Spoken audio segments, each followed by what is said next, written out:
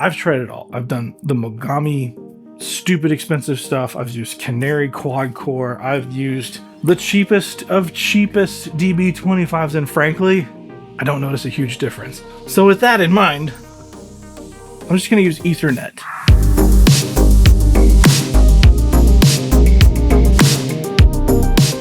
I've been at this studio for going on about 15 years. Good Lord. That's a long time. But walk with me real quick. So around here, of course, the way to get a studio to work, you need a whole lot of cables. So drums are connected to microphones. Those have XLRs. Those are going to a snake. I'm gonna slither the snake a snag. This can look like 100 different things in different studios. They are hard to build into a space because you have to think about it, especially if you want them in the walls. And when I built this space the first time, because I have rebuilt it a few times, the first time I put Mogami Gold 8-pair snake cable, but it's inside the walls. So if you ever have an issue, that cable's in there. If you ever leave a space that you're renting, you're not getting that cable back unless you're ripping down the walls. And that's going to affect probably your landlord situation. But I've got 8-pair cable everywhere. If you come over here, ignore the construction stuff because we're working on the other room, but most of it terminates right here. So the entirety of the building has actual copper everywhere. We're using Cat5e today, and we're going to use Radial Catapult to get signal in a few different places in the studio. The Catapult system I thought was a little weird when I first saw this. Glenn Fricker, the sweetest guy on YouTube, after picking his brain on some of this stuff, he's been using it all over his studio, and the more I've experimented with it and using it live, Ethernet doesn't seem like the same risk that it used to be. That said, I don't really care about cables. I'm kind of over buying the stupid expensive cables and putting those in the walls. If you know me by now, I don't lean towards the most expensive thing I can buy or the cheapest thing I can buy, but this seems like a good means to an end for multiple reasons. This is a good time to say this is sponsored by Radial. They did send these and I get to hook them up however I want in my studio. So thank you, Radial, for getting me connected. That's so cheesy. Here's one particular use case for you. This is actually wired and ready to go. So you'll see like Ethernet cable hanging down out here. Some of it's hanging down right here. So this is the new mix suite. I have 3 Ethernet lines coming into this room. One's going to be for data, one's going to be redundant, and then one is going to be audio lines. So I can take one of those catapults, the receiver or the transmitter, depending how I want to get audio in or out of this room. I can just make an Ethernet cable and get audio anywhere in the building. I can attach one end to this side, get into the patch bay of the main studio. I can attach one into one that's coming into this room and get into my Ethernet switch. I can get into anything that I want or have Dante connectivity. The real portion of this, I can get into a hearback system. I can use it as an ISO booth. I can use it as a tracking booth. I can tap into the gear in this room. This is just taking the square footage that I already have, the cables that are already in place, and making it that much more useful. One of the things that I know that's been annoying about this room, I have connection basically everywhere, but I've needed some more basically right around where the keyboard's playing. So one of these lines is going to be a single Ethernet run across the ceiling with a drop over here to basically get into my snake that already exists over here. So let's make a cable. I don't know how long to do this.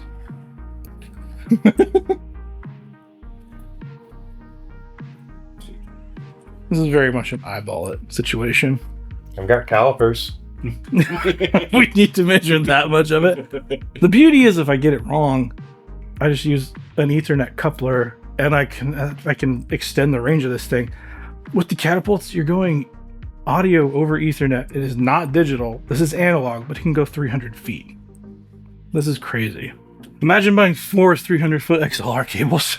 That would be dumb expensive. So this is my trusty Ethernet tool. You've got your diagram on here of how you want to wire it. I marked out the one that I don't use. I basically use this T56 8B wiring diagram. I don't know that it really matters as long as whatever you do is consistent, but that's the one I picked, so that's what I'm gonna stick with. So with the same tool, I can cut.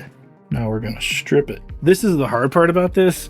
These are a lot of like very teeny tiny little cobbles. I'm gonna try to get rid of the shielding like carefully here.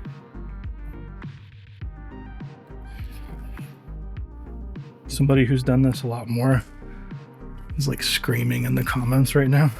The worst part about this whole process is getting these cables in the right order. And for whatever reason, I've never done it right the first try, like ever. Try to keep it as tidy as possible because we don't have a ton of room to play with. And one thing we want to be sure to save is this extra little piece of metal here, because we will utilize that little guy. There were scissors here. I need scissors. You see them? Oh, you do! You're being totally silent. So we've got our RJ45 connectors here. I'm just using these metal housings. The part of this, you need to make sure everything shares the same ground, which is why you can pass 4 channels of audio on an Ethernet cable.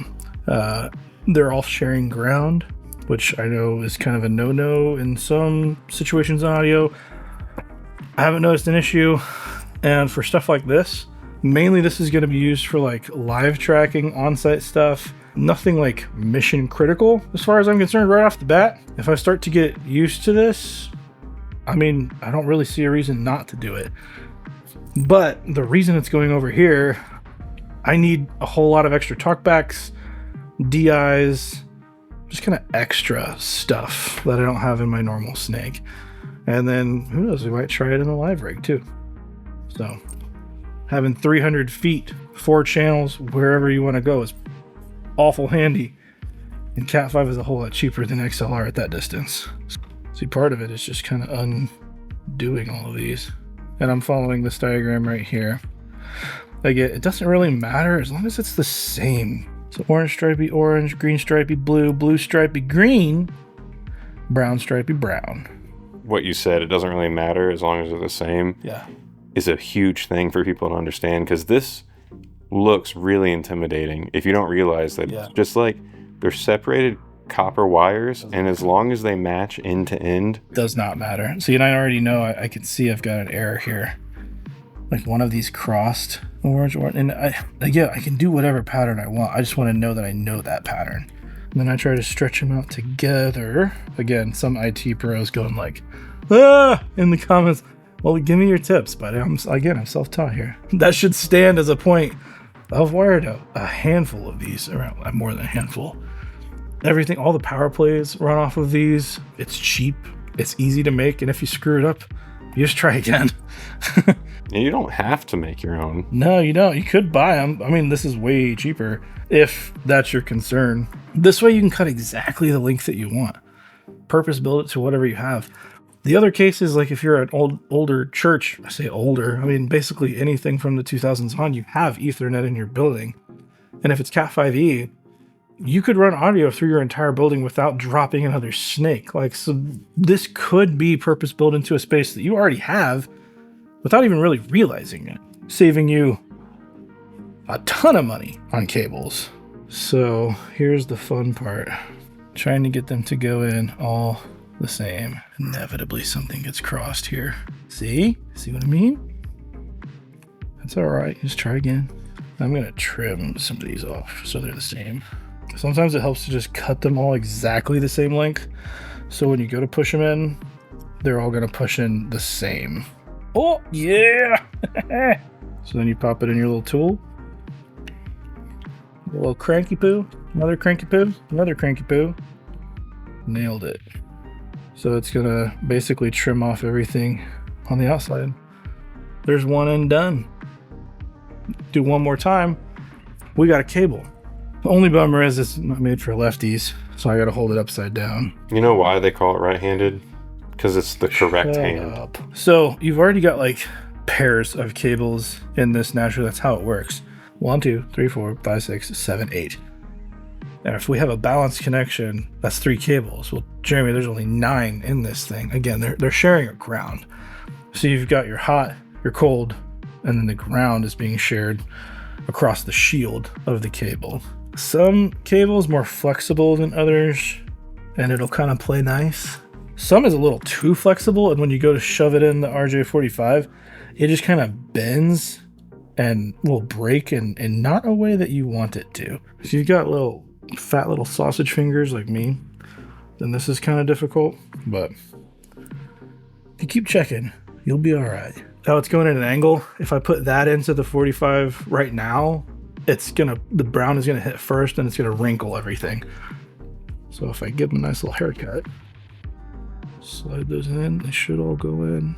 I'm looking for them to wrinkle, just a little bit of pressure. Felt pretty darn good. And then you can even double check it up here. And I just need that metal to make contact right there. Shove it down. I've got the elbows in the middle of this cable, somewhere in the middle of this 50-foot cable, so I'll bring them up at some point, but you don't have to use them if they're like just permanent install stuff. If they're not gonna be torquing on this thing like crazy, you don't have to use it. When I say elbow, I mean this, like this, the relief, the elbow relief of it. They normally fall off anyway, unless you use the real expensive ones. So if you're just doing install stuff like this, you don't have to worry too much. I bet it doesn't work. I've never done this perfect the first try. So this one is the TX, the transmitter. So we need RX. Really the only difference is the tip that's on the other side of it, in which in this case I got XLRs on both sides. You can get TRS. For our purposes here, I needed XLR to do what I want to do. Should we fire up your rig and do it? We can do that. It'd be quicker than firing mine up. I'm fairly confident in my work, but I would kind of be shocked if it actually does work. So it doesn't really matter what it sounds like, just if it works. So headphones. Hey. Oh my God, it works. No freaking way. I've literally never done that right the first time. Okay, do all of them work? Because that would be bonkers. Dude, this mic sounds really good too, as it's sitting on the floor. More coming about this. I'm stoked. In my case, I got more I/O in my live room to use, and I can effectively wire the new room into whatever I want, because if it hits a patch bay, it's whatever I want it to be, right? It doesn't have to just be mics. It doesn't have to be anything. It could be hearbacks. It could be tapping into gear. I could change the sex on either side of that cable, so now I'm receiving audio in that room. So I can do whatever I want. It's pretty flexible. And I don't know of another way to do that in an analog world. I mean, this is analog. I keep thinking like, no, this is modular. It's still analog. It's still copper. It's still shielded. And that sounded pretty good. And we're at least 100 feet. So I'm digging it. If you guys hung around for that entire video, you're awesome. If Ethernet's not your vibe and you want to go with something a little more old school, why don't you check out a video I did on Diodario modular system. I named this one Fred. Go check out that video. Super useful.